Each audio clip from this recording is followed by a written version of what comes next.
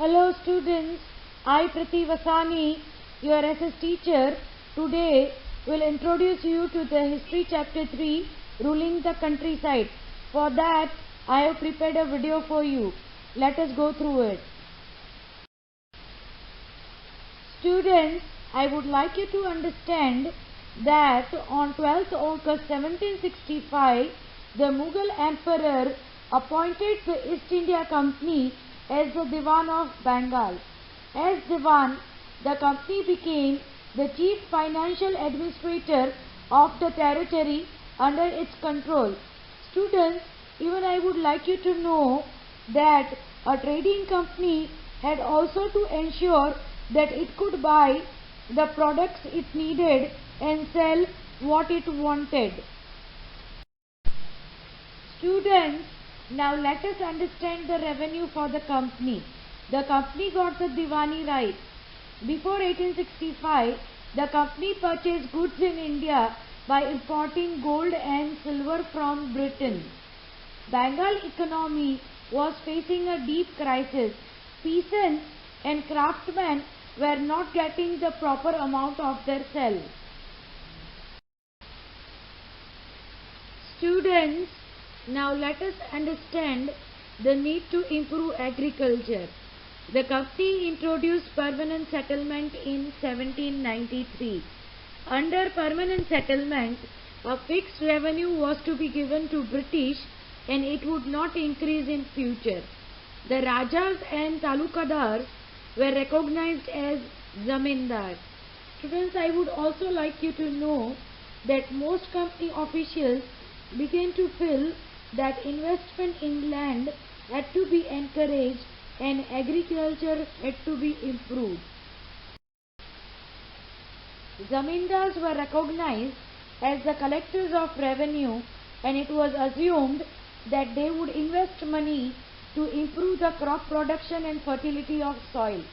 As a result of greed for more revenue, they blindly exploited the land resources.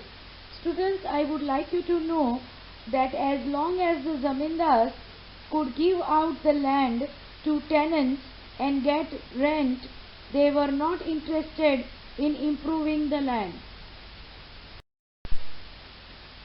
Students, now let us understand a new system is devised.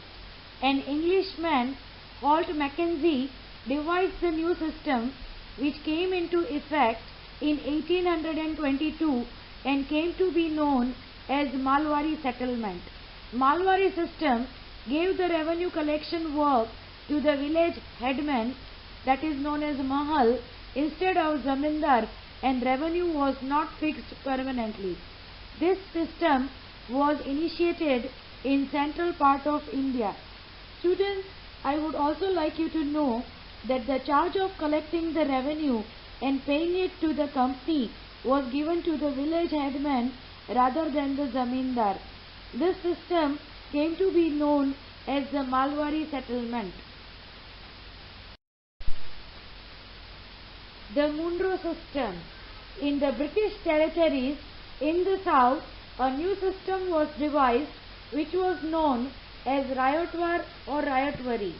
In this system, British officials were appointed to collect the revenue and used coercive methods for revenue collection.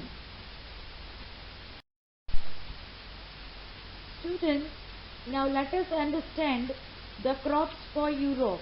The Britishers forced cultivators to produce jute, tea, sugarcane, etc.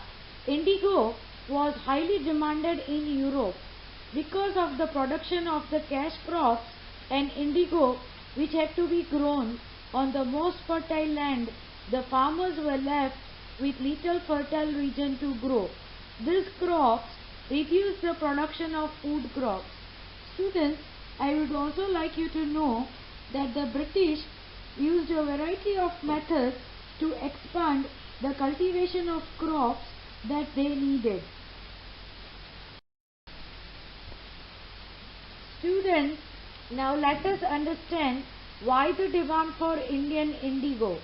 By the 13th century, Indian indigo was being used by cloth manufacturers in Italy, France and Britain to dye cloth.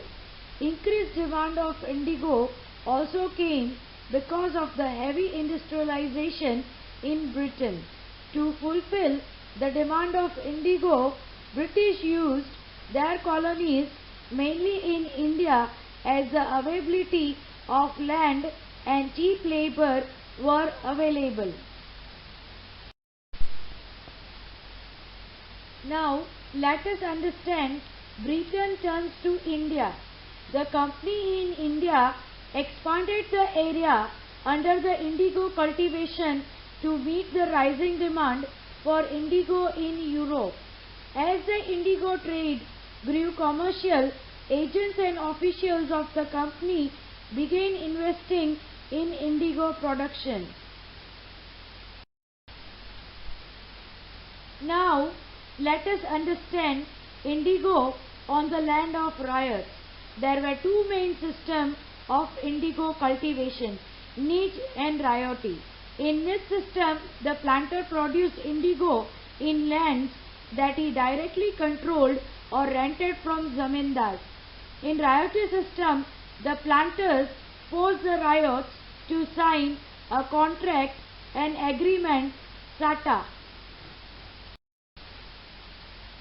Those who signed the contract got cash advances from planters at low rates of interest to produce indigo. The peasants got very low price for the indigo they produced and the cycle of loans never ended. Students, I would also like you to know that at times they pressurized the village headmen to sign the contract on behalf of the ryots. Students, now let us understand the Blue Rebellion and after. In March 1859, thousands of ryots in Bengal refused to grow indigo. As the rebellion spread, ryots refused to pay rent to the planters and attacked indigo factories. The government set up the Indigo Commission to inquire into the system of indigo production. After the revolt, indigo production collapsed in Bengal. The planters now shifted their operations to Bihar. In Bihar, the Champaran movement led by Gandhiji in 1917 ended the indigo production through Tinkhatiya system.